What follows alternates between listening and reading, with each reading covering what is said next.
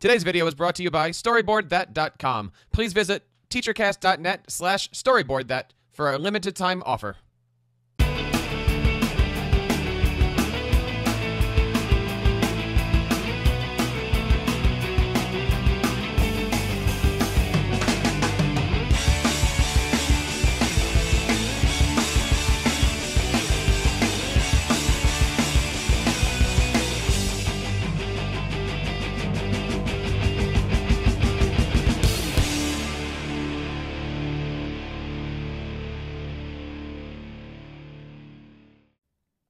Hello, everybody, and welcome to TeacherCast Podcast, episode number 115. You are listening to one of the largest running and hardest working episodic podcasts in education today. Thank you for allowing TeacherCast to be a part of your professional learning network and for making TeacherCast your home for professional development. My name is Jeff Bradbury, and if this is the first time you're listening to the show, thank you so much for joining us today. We have a great episode for you. There's, of course, several ways that you can connect with us each and every week. You can find us on Twitter at TeacherCast, email us at feedback@teachercast.net, leave us a voicemail at teachercast.net/voicemail, and, of course, subscribe to our many audio and video channels over at teachercast.net/iTunes and teachercast.net/YouTube. Welcome back to episode number 115. We have a great show. Today we're going to be talking all about play, ways that you can help your students just get away from the technology and learn how to just relax, be kids, be students, and enjoy themselves. First, I want to share with you a couple really cool things that are happening here over on TeacherCast. We've been making some pretty big changes to our website over at teachercast.net. We've streamlined a few things. Of course, if you're interested in this episode, you can find it over on teachercast.net/ and this will be at TCP115 for TeacherCast Podcast 115. But, you know, recently we've had an awful lot of people asking us about podcasting. How do you podcast? What kind of equipment do you use? How do I do things in my classroom? And to help educators out around the world, we have actually launched a new channel on TeacherCast. I'm really excited to share it with you. We've actually launched a website called educationalpodcasting.tips. educationalpodcasting.tips. I started writing this a few days ago, and already I've been getting a ton of feedback from these hits. I have things on here of how to start a podcast, what kind of equipment to buy, how to do audio, how to do video, and eventually educationalpodcasting.tips is just going to be a wealth of information with both audio, video, blogs, everything. I'm even thinking about creating an extra podcast all around it to answer your questions. Of course, all those questions came to us from you guys that came either through our voicemail over at teachercast.net/voicemail or our email system from feedback@teachercast.net. So I want to give a shout out to everybody out there who's been supporting the channel and for watching it. Thank you so much for supporting TeacherCast over the last 3.5 years, and I hope you guys are enjoying your 2015. Want to get to our topic today. Not too long ago, we were contacted by a great educator that says, do you know anything about this global school play day that's happening up here in February? I said, no, what is this thing? And then I started following the hashtag, and I realized that there are so many educators out there that are signing their students up to not use technology. I said, what do you mean not use technology?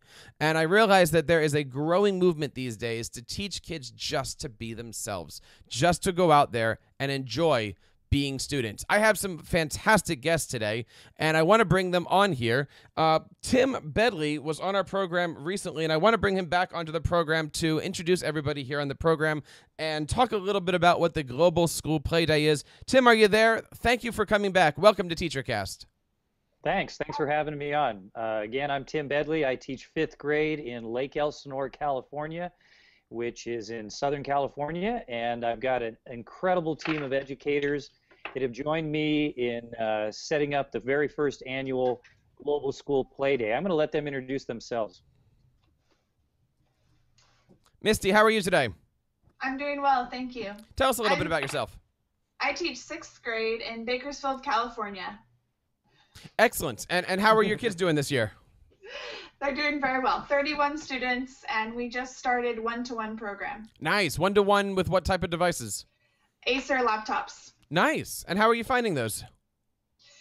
They're pretty good, not bad. We have we just actually started using Minecraft EDU on them, so it's pretty fun. Nice. How did you start off with Minecraft? Is that something that the kids wanted, or did you kind of introduce that from your own thoughts? I found out about it from the Q conference, but my kids are really into Minecraft, so they Nice. kind of thought of it and then raised the money, and so now we have it. And what is the difference between regular Minecraft and Minecraft EDU? The teacher hosts the server and can control a lot of the collaboration that's going on. So. So does that mean that you need to be a Minecraft expert, or you install that onto your school server, or you probably need help with that, right? Yeah, I had to contact IT. That was definite, but I'm new and I figured it out, so it's possible. Nice. Well, welcome to the show. Thank you so much for joining us today. Also want to bring on Bethany. Bethany, how are you today? Welcome to TeacherCast. Thank you so much. I'm glad to be here. Talk to us a little bit about yourself. Kindergarten, first grade teacher down in Escondido. I am also one of the 2014 County Teachers of the Year. Nice. And I also am a board president for a school that I started down in Fallbrook called Rock Rose, and we're a play-based preschool. Nice. And talk to us a little bit about how you started a school. When I had my son, he was about 6 months old, I started researching play-based preschools, and there weren't any in my area. So I got together a group, and we created a nonprofit, and it's now been up and running for 8 years, and yeah, it's going really well. Fantastic. That is really, really cool. Congratulations on that. Thank you very much. That's my my volunteer job, because my paid job is the K1 down in Escondido. Very, very cool. Want to bring onto the show for the first time Mr. Eric Sable. Eric, how are you today? I'm doing great, doing great. It's really excited to be here and awesome to be hanging out with this terrific team that really came together a really short time ago. Now, you teach middle school. What do you do in middle school exactly? I'm an assistant principal in middle school, formerly high school Spanish teacher for about 10 years, and then 6.5 years as a high school assistant principal. And as my first year in middle school, I told myself that I wanted to expand my horizons and work with younger kids.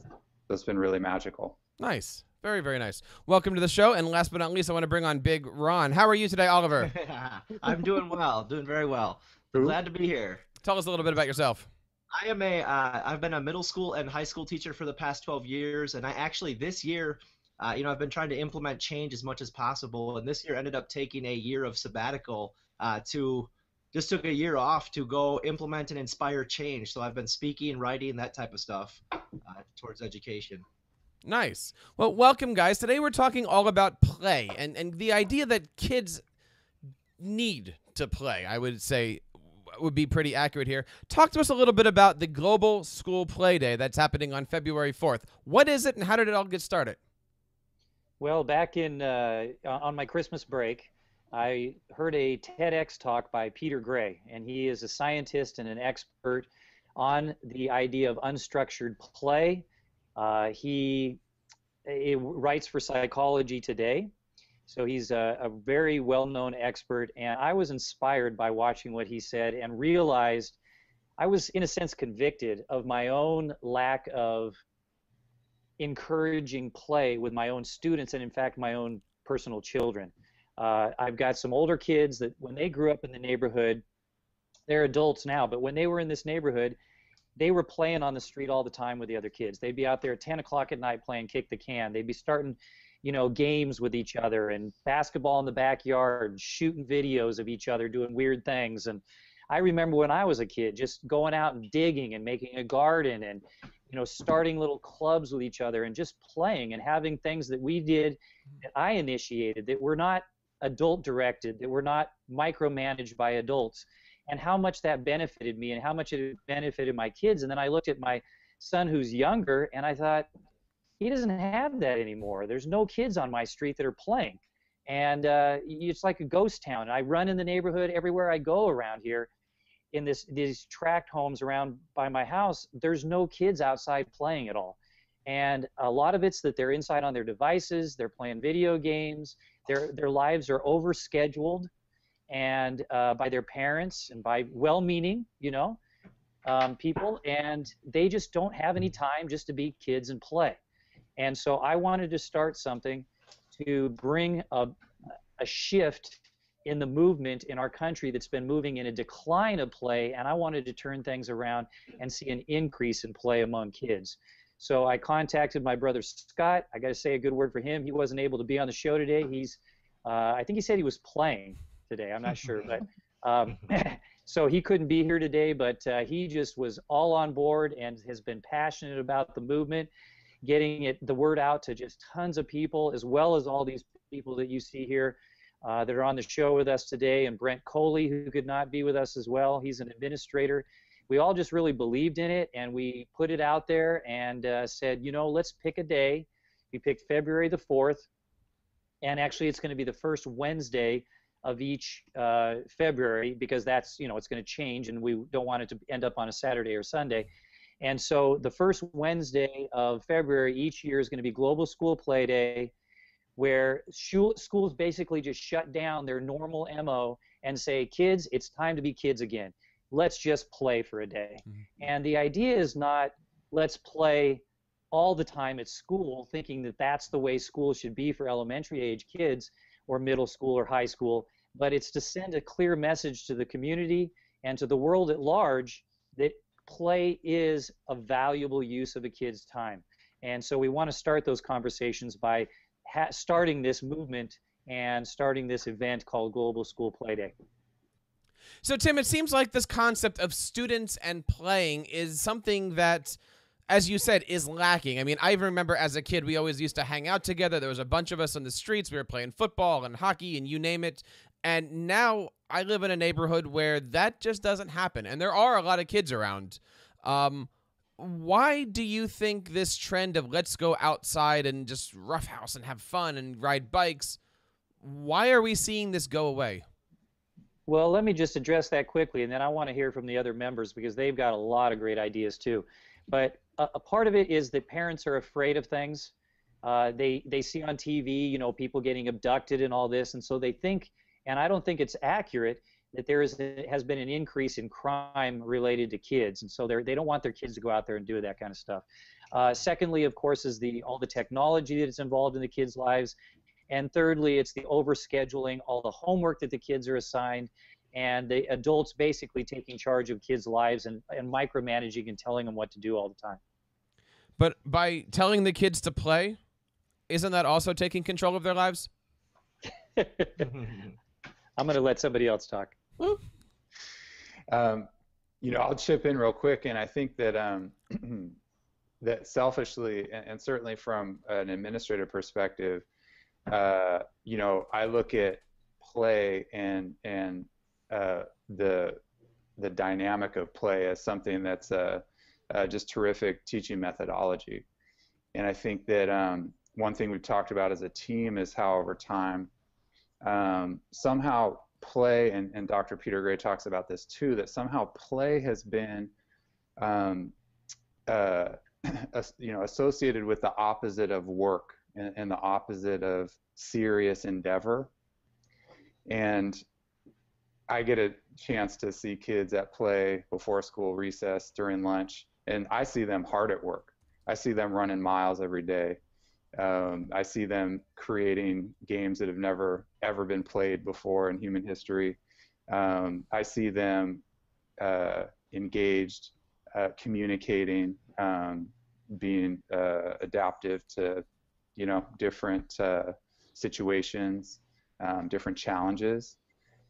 And also too, I think that in my role as facilitator of adult professional development, that there's a huge role that play has for all of us in our continued enjoyment of each other as colleagues. Basically, education needs to take a step back and stop taking itself so seriously.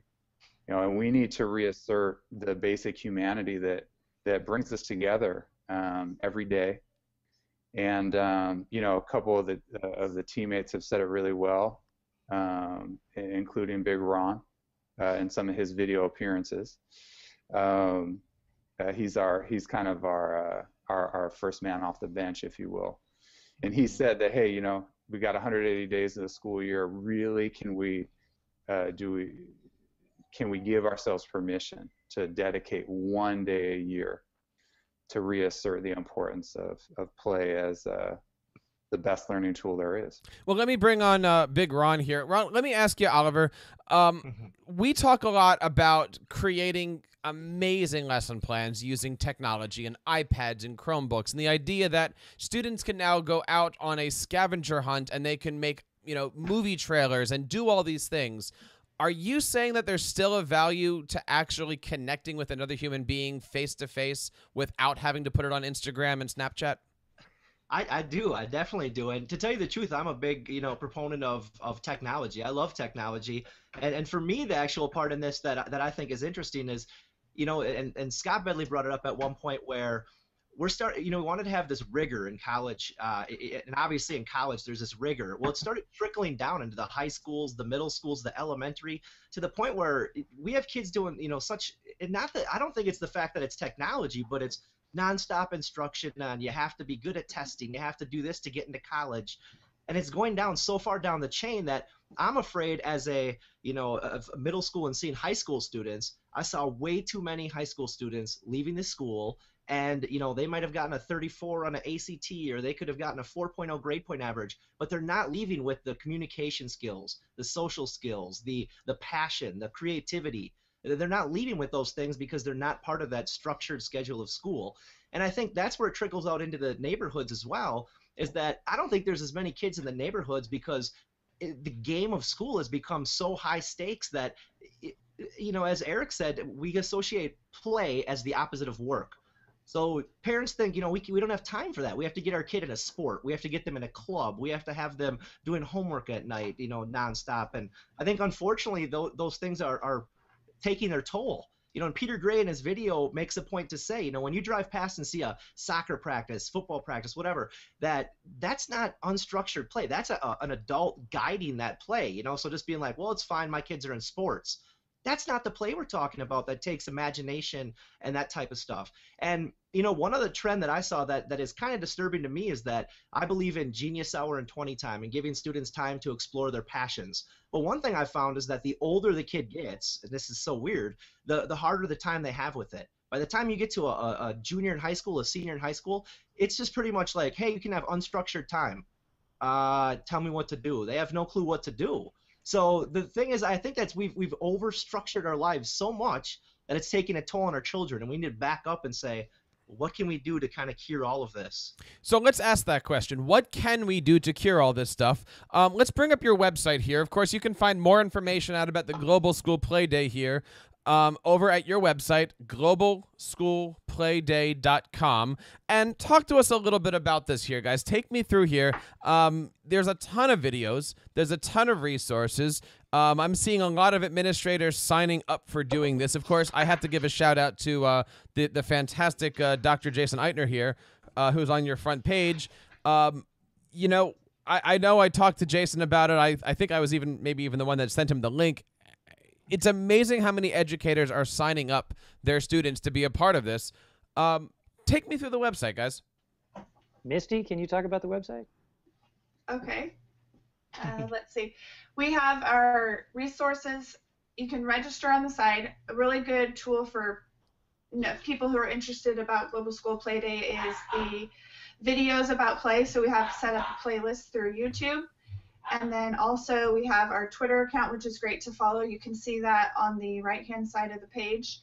And then also we have a Facebook group, which is great for connections and just finding out more about it.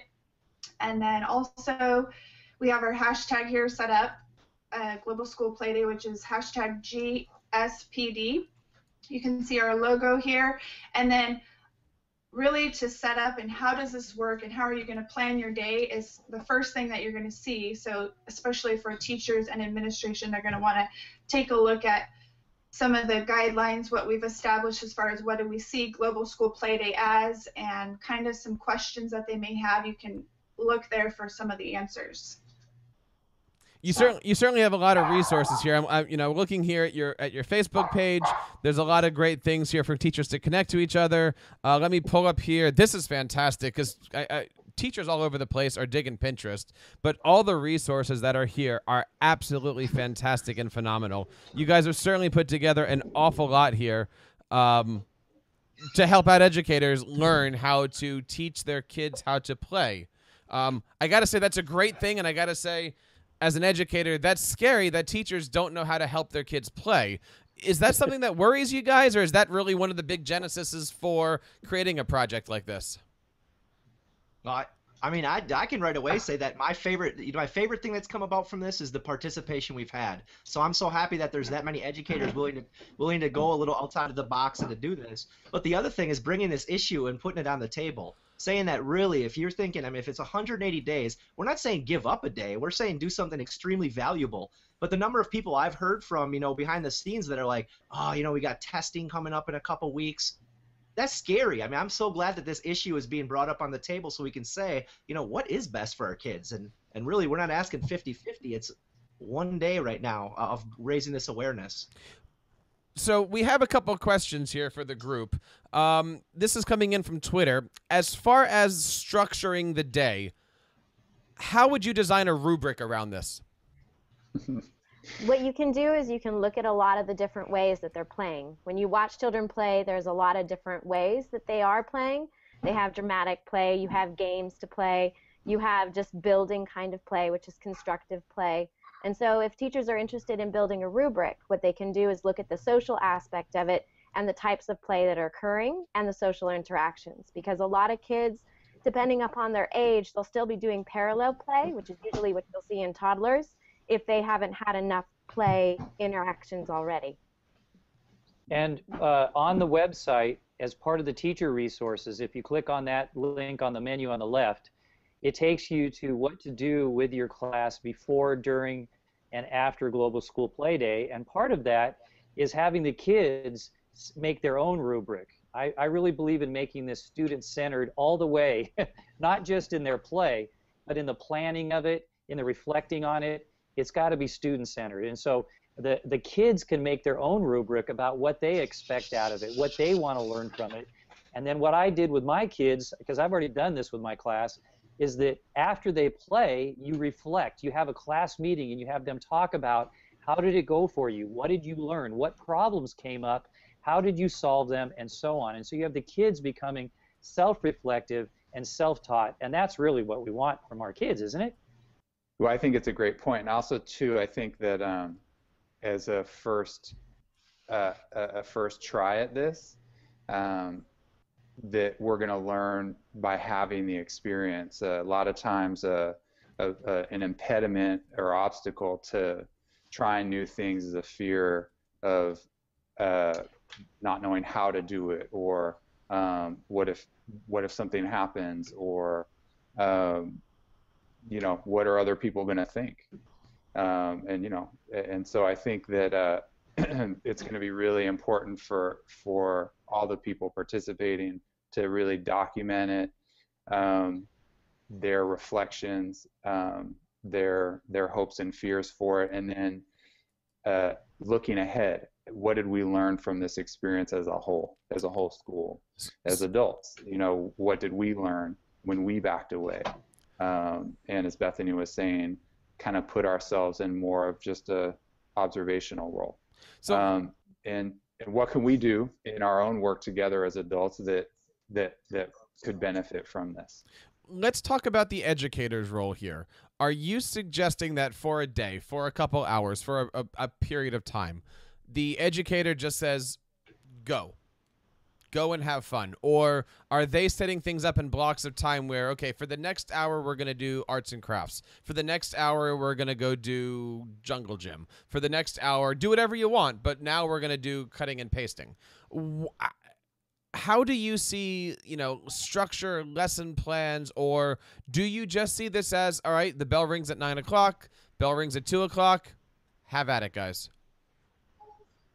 Bethany? The way that I planned it for my class is that the same way that I do every afternoon. We have a time called PDR, which is called Play, Do, and Review. And so at the end of every day, we have about 30 minutes, and the children have different options to choose from in the room. So I'm not telling them that they have to go do a puppet play, that they have to go and build with Legos, but those things and options are there. And the kids do a very good job at choosing what they're interested in playing. And then you can also, as an observer and as the educator, you can watch the different things that they choose, and then you know a lot more about a child by what they choose to play and the people that they choose to interact with. So I think in terms of setting it up, at least for the primary, for the little ones, is that making sure that you have a lot of options out there and then letting them choose and kind of go for their day that way. And what do you do if a student who is a good student just wants to sit in the corner and read a good book? That's their kind of play. And so reading is still a type of play for some kids. Sometimes it's an outlet. But then you look at the way that what they might be trying to escape from. Are they trying to escape from the actual social interaction with other kids? If that is something, then it's another issue that you can approach on another day and encourage them to play with one other kid. Because you'll always have your introverts and you'll have your extroverts. And so you'll have the kids that will just want to play with one other child, where you also have the children who will engage half of the class in a game of, let's make a roller coaster or a truck. And so you will have all different kinds of learners in the classroom. And so making sure that you have options for all of them in their play is very essential. Now, you just said options for all the kids. And, I'm reminded here a lot of the kid that isn't the, I'm going to go outside and dig in the dirt. The kid that's not the, let's go play hopscotch, if people still do that. But the kid that his favorite thing to do in the world is go build Minecraft, or is go build a video game, or is, all those things that we say technology is great for. What do you do for those kids that are just like, but I really do just enjoy spending time by myself or with two people, and my idea of play is not playing Pokemon, but is building, you name it. Right. The main thing that I often bring up to parents about why I don't use technology in my classroom is that I have friends who've applied for MIT and who work up at Google, and the people who are applying to MIT, depending on what, of course, area they're going into, but in terms of engineering, a lot of their application processes, they're given an erector set and they're told to build something that needs to be three-dimensional that's not on technology, because they want to see that somebody can actually build something with their hands, not just on a computer screen. Also, in terms of Google, I know that some of the times that they do, or Microsoft, they do an interview and they actually make the person do charts and not do a keynote presentation or a PowerPoint. They actually want to see that they can do a paper and pencil kind of application. So even large businesses are moving away from using technology 100%. They need to make sure that people have that social interaction and can use their hands and write words, not just type them. And so there will be kids who will love Minecraft and who will love to build SimCity and be able to do all of that, but oftentimes they just don't know any other option because they were never introduced on how to play a video game. It's much easier to plunk your kid down in front of the computer and go, here, let's learn how to play Minecraft, than actually sit down and say, okay, let me teach you how to play checkers. Let me teach you how to play a card game, and that social interaction that goes with there. So oftentimes in all the children that I've interacted with, when they choose videos, it's because that's all they know. And so once you actually show them that one-to-one interaction for the introverts, it actually helps them break out of their shell. I love the way you put that. It really does seem like the Global School Play Day is really about the art of teaching kids how to just get out and breathe fresh air, which is, I think, something that every kid needs to do. Guys, again, globalschoolplayday.com is the website. It's happening this year, February 4th, 2015. The hashtag here is GSPD, which I believe if you guys want to break into Antarctica, that's going to stand for Global School Penguin Day, right? That way we can get the full continental experience here. You read our minds. I'm very, very good at that. Thank you guys so much for coming on the show. Let's talk a little bit about where we can get a hold of you. Let's start with Misty. Where can we find more information about the great work? And please share your Twitter address. Okay, my Twitter handle is @MistyNorman12, and I also have a Facebook page, Misty Norman Higgins, and my blog spot is IBMisty. So that's it. Excellent. Bethany, where can we find more information about the great stuff happening in your neck of the woods? Well, I usually post through Twitter through my preschool, which is Rockrose School 1, and then via my Facebook through Rockrose School as well. Excellent. Eric, where can we find out more about the great stuff happening in Northern California? My Twitter handle is Sable, Saibel. I work at Hall Middle School, and our school handle is @HallMiddle. And my personal blog is principlesintraining.wordpress.com. That's a mouthful. Oliver, where can we find more information about the great stuff happening with you? My Twitter handle is and then it's SCHINK10, so @Shink10. And like I said, it became a moral imperative for me to take this year off, so I'm not teaching this year. I'm really trying to help empower any educators that are, really trying to create change in education and make it more relevant. So anybody who wants help with stuff and that, I'd love to. I did start a website which is assistedshift.com, and just to kind of start posting resources and start shining a light on everything great that's happening in education. Tim, thank you so much for putting everything together. Where can we find more information about you and that you do a podcast, don't you, my friend?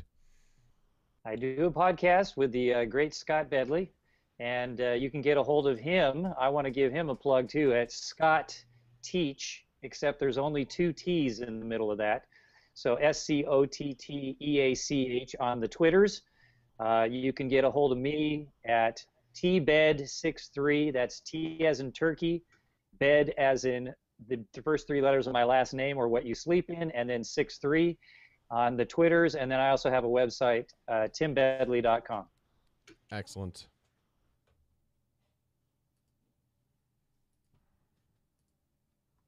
One second. Well, my friends, that wraps up another episode of the TeacherCast podcast, episode number 115. I want to thank again my friends from the Global School Playday for coming on today and helping prepare your students for a wonderful day of play. I hope you guys take advantage of it over on February 4th of this year. There's, of course, many ways that you can reach out to TeacherCast and connect with us here on our channels. You can, of course, find us on Twitter @TeacherCast. Leave us a voicemail at teachercast.net/voicemail. Email us at feedback@teachercast.net, and I certainly recommend you do that. That's how this show got started. That's how many of our shows get put together. Of course, you can subscribe to this and audio and video channels over at teachercast.net/iTunes, teachercast.net/YouTube. And please check out our brand new channel over at educationalpodcasting.tips. Educationalpodcasting.tips. My name is Jeff Bradbury. Thank you so much for allowing TeacherCast to be a part of your professional development, and I hope you take a moment to share TeacherCast with your PLN. Please join me on teachercast.tv each and every Sunday night, bringing you the best in educational programming live at 7 o'clock on the Tech Educator podcast. Until next time, keep up the great work in your classrooms and continue sharing your passions with your students.